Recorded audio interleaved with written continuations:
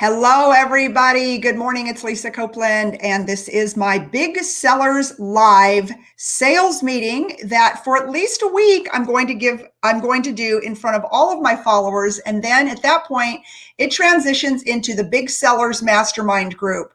And we're recording it all, and I am bringing to you experts, people that are the best of the best in their industry when it comes to sales. And so if you're out there, no matter what you're selling, whether you're selling yourself, you're selling a product or service, you are always constantly being judged. And so today I have brought you a guest that not a lot of you know, but you should know her because she's amazing. And her name is Goad. She is with Amazon. I have known Robin for many, many years, and I have seen her lead global teams with Fortune 5, Fortune 100 companies, all the way to the very top, to the pinnacle of success. And her position at Amazon is going to be no different. Robin, good morning. Welcome. Hi. Thanks for having me, Lisa. Wow. I don't know if I believe all that press that you just gave me. Well, I have so many stories about how you brought the biggest Homeland security deal ever to Dell. But I'm going to let you give everybody a little more of your background because I'm not doing you service. And we've got some great people on here today and everyone's tuning in. People were super excited to hear from you. So tell us where you've been and tell us where you are today. Yeah, so I've been in high-tech sales for about 25 years. It started in the 90s at Dell, and I actually just fell into this career. My background, I have a degree in journalism, and it turns out if you're really good at asking questions and you're curious, you make a really good salesperson. So started at Dell in the 90s, and then was there for a great career, 17 years. Like you said, I worked in the federal business after 9/11. I worked on a global scale in India and Singapore, leading an alliances organization. And then when I left Dell after that career, I became a chief marketing officer for some startup companies in Austin around artificial intelligence. And then now I find myself at Amazon. I've been here for about 6 months, and I love it. It's a great culture. It's crazy, but been here about 6 months, and I'm just learning the ropes, to be honest.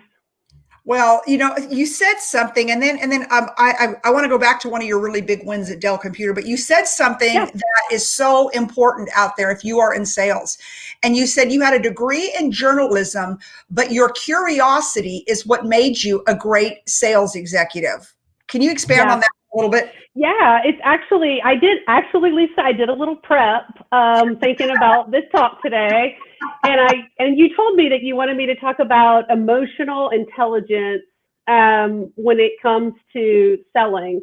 And one of the things that I actually wrote down was about that curiosity. And if you look at leadership principles, I know that's a buzzword, but a lot of organizations now develop leadership principles that they hire to. It's the hire the skill, hire the will, train the skill.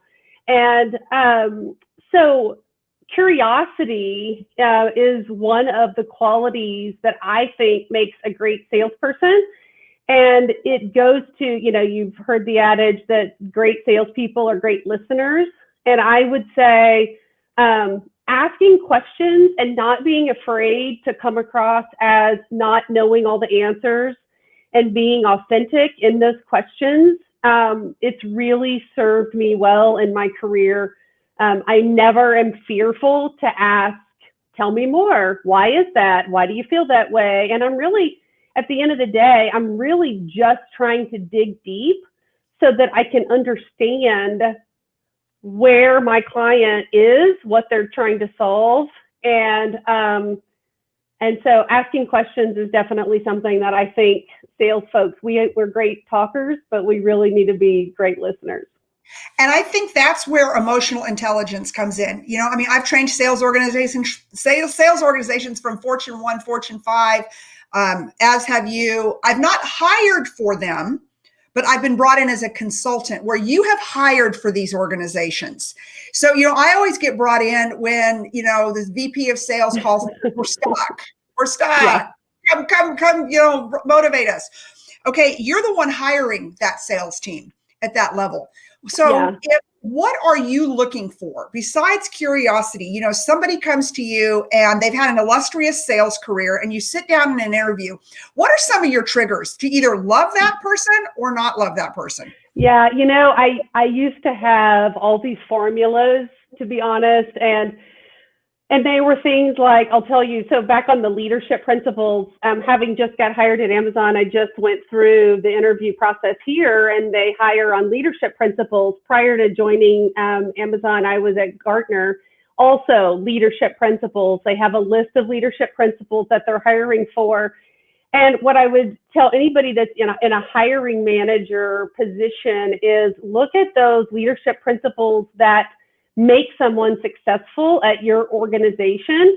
Have those front of mind. So is being curious one of your leadership principles? Is driving for success, and I mean bias for action, right? If you look over your sales people on your team or in your organization that are successful, what are the qualities, even if your organization doesn't have those leadership principles, what are the qualities that you see in your successful salespeople?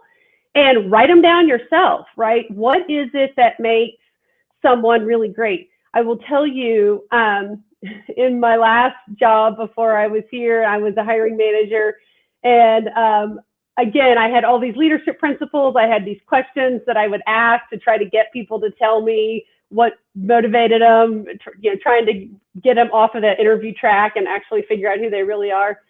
And at the end of the day, I know this sounds silly, but if I was bored 10 minutes into a conversation with a candidate, then my clients would probably be bored with that person as well. If I didn't trust them 10 minutes into the conversation, my clients wouldn't trust them either. And I actually just stopped interviews if I was 10 minutes in and I did not feel that this person was passionate and they weren't convincing me in their best self, right? An interview is the very best you're ever going to get of somebody. So if you're hoping that interview, maybe this person will be better, no, the interview is the best you're ever going to get. That's such a good point. If you're not like blown away with this person's passion or their curiosity or their bias for action, if they're not following up with you after the interview, then guess what? They're not going to do it whenever.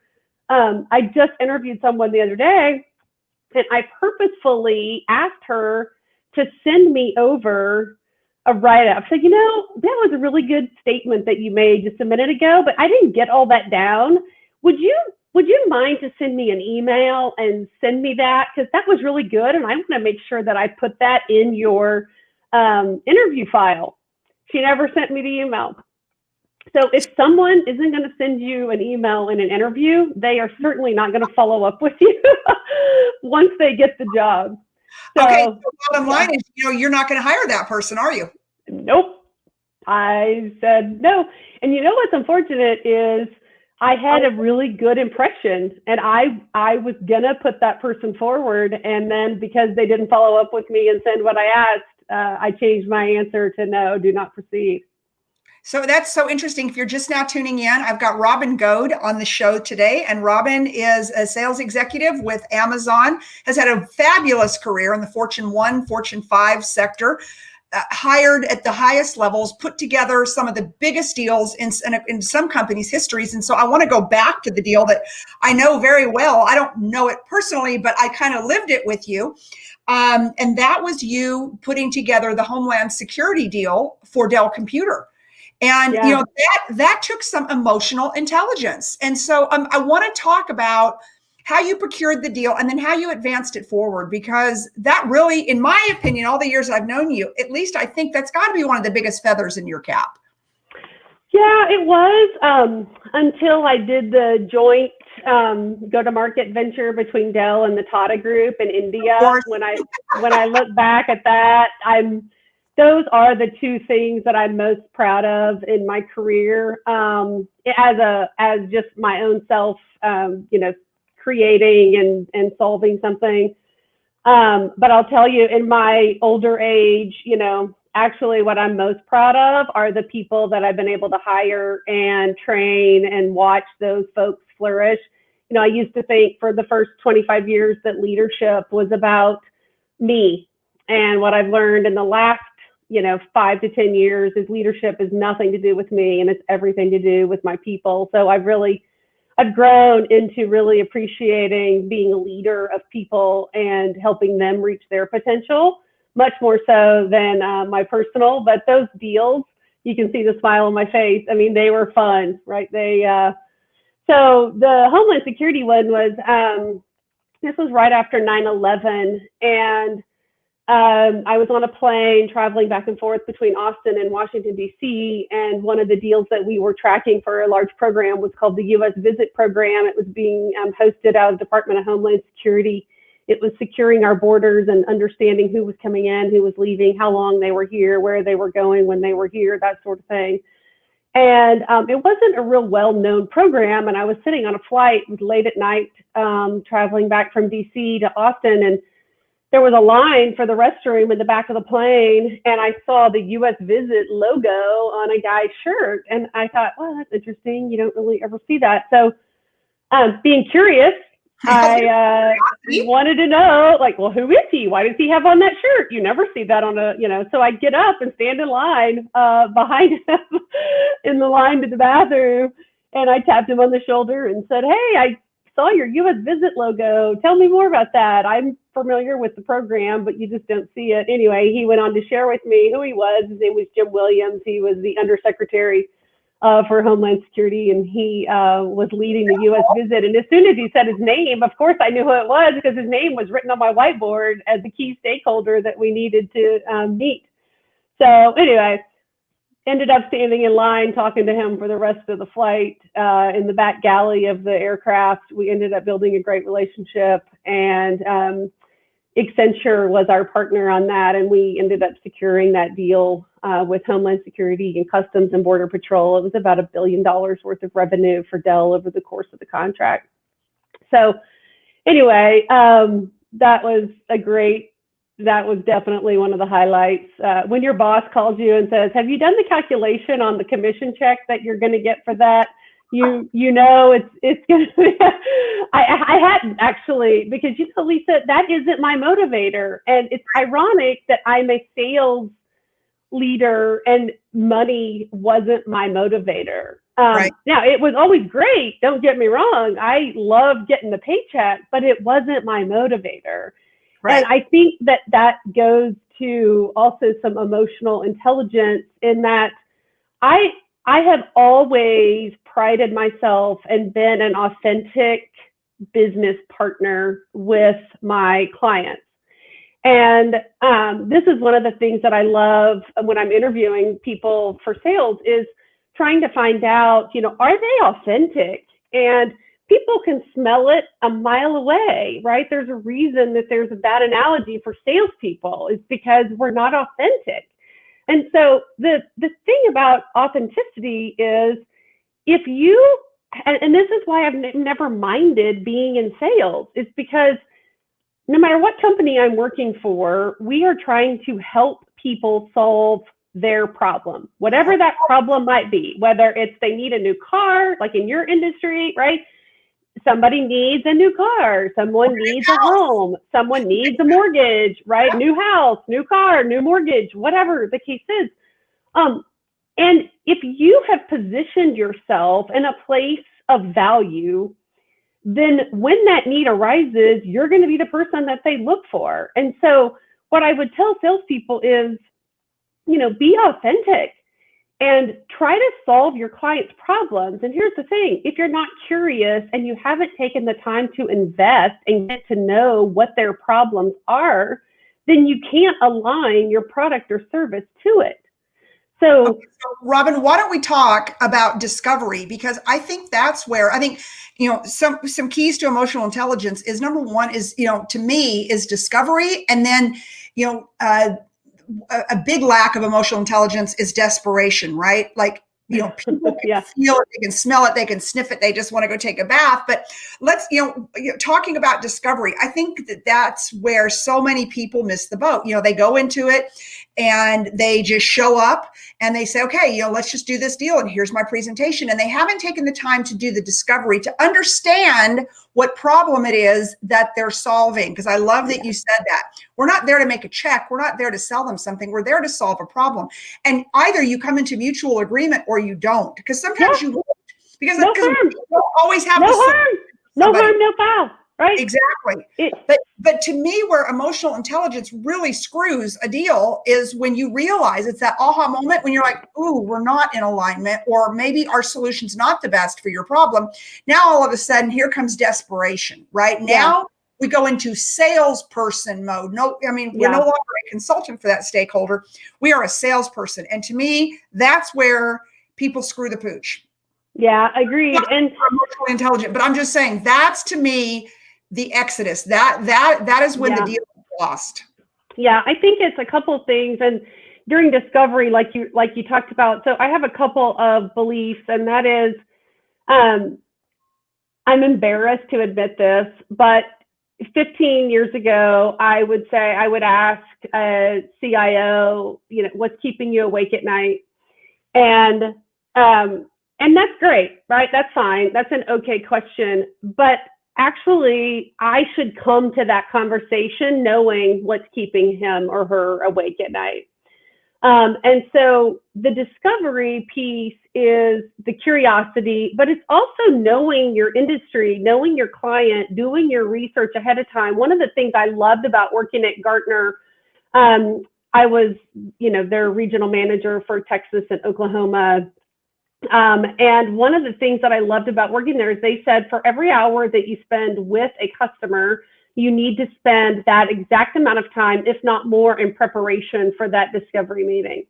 So you would read their financial documents that were posted online. You got an understanding of their industry. What were the things that were relevant in that meeting? So in the discovery process, you already come with your hypothesis of how you're going to help that person based on what you already know. And so that also ties, by the way, to another one of my core beliefs, which is the adding value in every single interaction with that person. So whether it's the discovery meeting, whether it's your very first email to them trying to get the meeting, or your very first phone call trying to get the meeting, you should be adding value in that very first touch.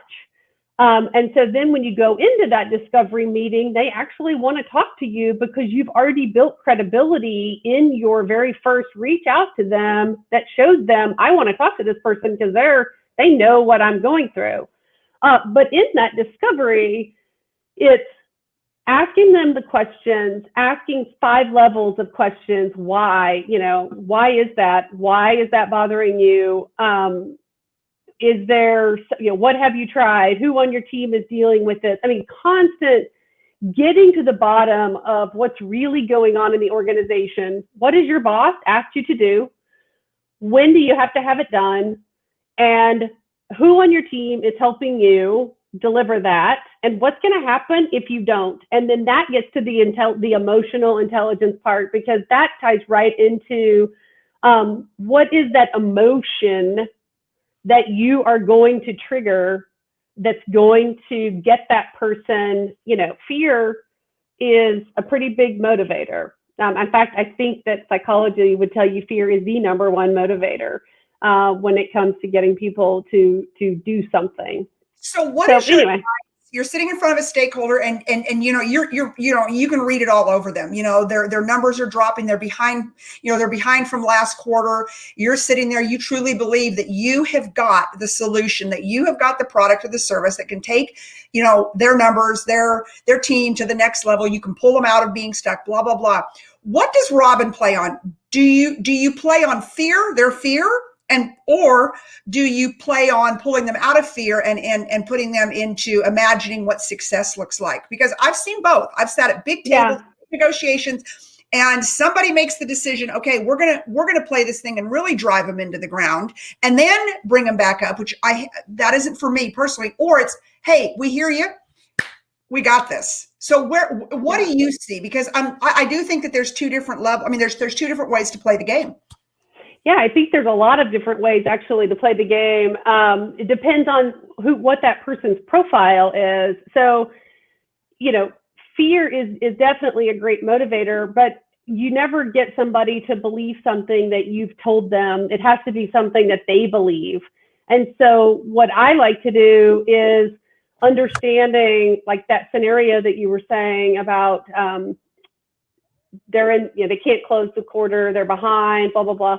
Right? You could sit there and build on, they already know that. So I would pull on, what are you going to do to get out of this situation, right? What is the game plan? What happens if you don't get out of this situation? Sometimes people just are stuck and they won't move regardless. The fear paralyzes them, right? But in that scenario, what you have to do as a seller is you have to get them to come up with the solution. You can't come up with the solution and give it to them. You have to guide them to the solution that you're trying to sell them, basically. I don't like fear as a big motivator, but that's what some people are driven by. And so I think you do walk them down what would happen, what would it mean, and what would it mean to you personally, right? Not just from the business perspective, and then that's where you go back to some of your earlier discovery meetings where you figure out, what is their motivator? Are they trying to get promoted in the next 6 months? Are they afraid they're going to lose their job if they don't hit this? So that's where all of that discovery of really understanding the underlying, what's really going on in that organization and what's going to motivate that person. Okay, so putting your cap on, because I like to keep these at a solid 30 minutes, but putting your cap on, you are the salesperson, and the stakeholder, the other person is sitting in front of you, but this is now no longer about them, it's about you. And, you start to see now the prospect or the stakeholder, however you want to identify this person, you start to see them losing it, right? You start to see them get combative. You start to see them, not really liking what you have to say. Because a lot of times, when we're in these situations, all we're doing is just holding up a mirror based on our discovery. Yeah. And that's embarrassing sometimes for the other party. It's a lot of things, right? You and I have been in some really big, tough negotiations. So that being said, you are sitting there, you are the account executive, whatever it may be, and the stakeholder is just really starting to lose it. They're becoming combative. They're arguing with you. And that could be anything. That could be if you're selling a house, a car, insurance, whatever. The person on the other side starts to argue, and it's because, and they're a lot of times, Robin, they're doing it out of fear, right? Because you have now really exposed or really driven in the fact that that they have a problem.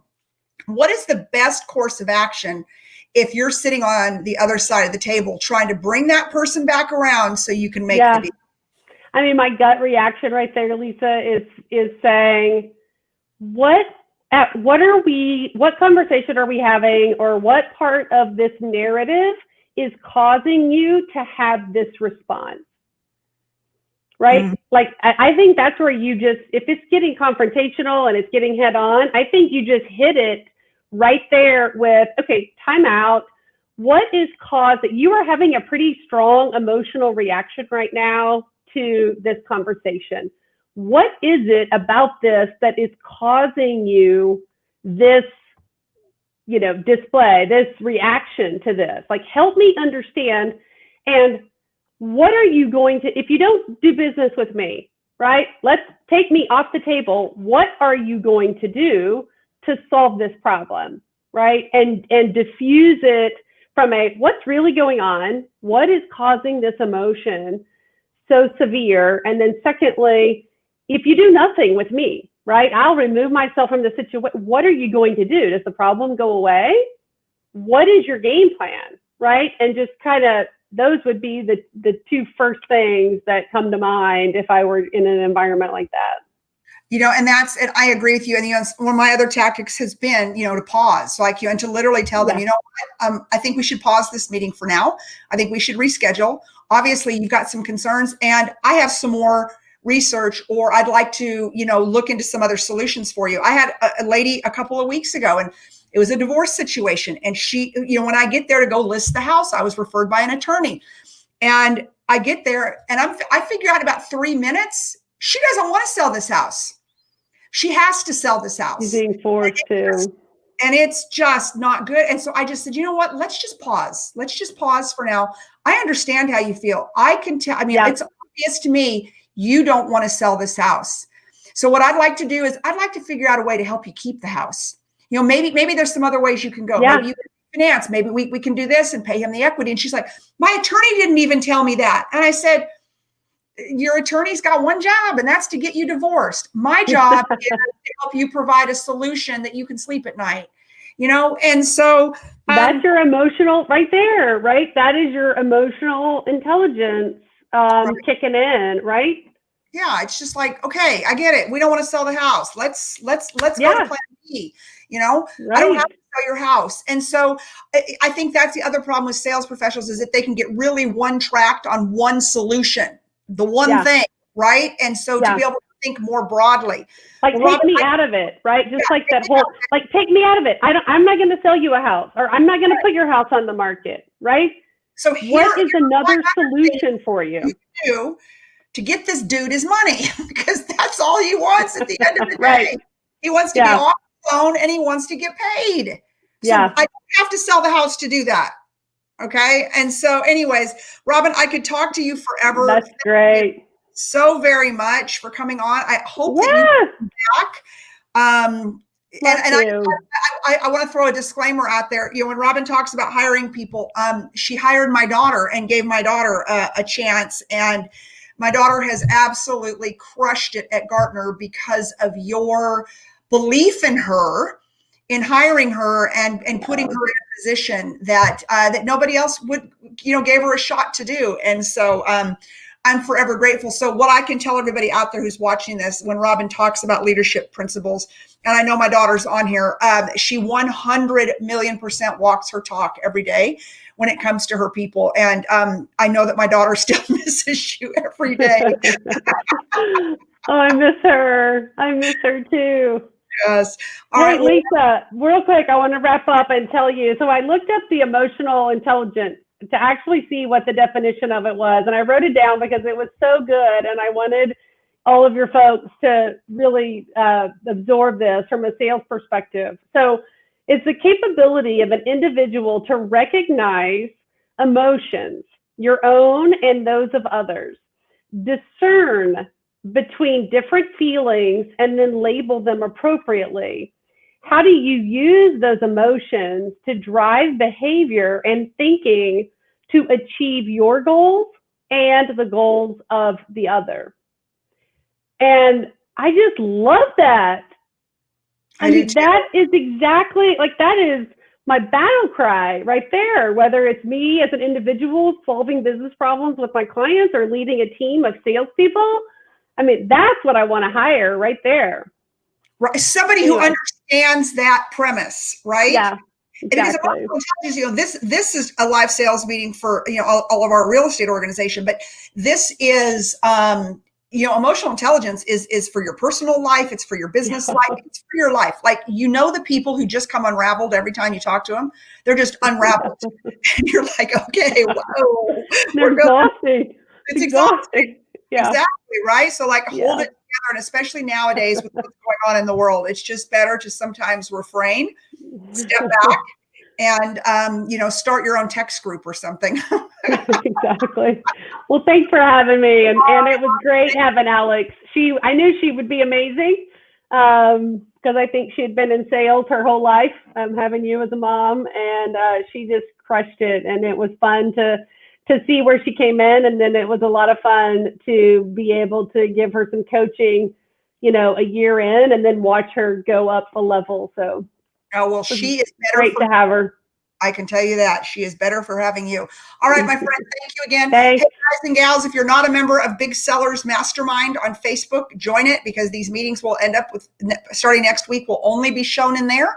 But I wanted to show you the great value. I will be live again tomorrow at 10 a.m. I'm confirming my great guest. Once I've got confirmation, I'll put it up on Facebook. But only rock stars allowed. Only rock stars allowed. All right, Robin, thanks again, my friend. Thanks. Bye.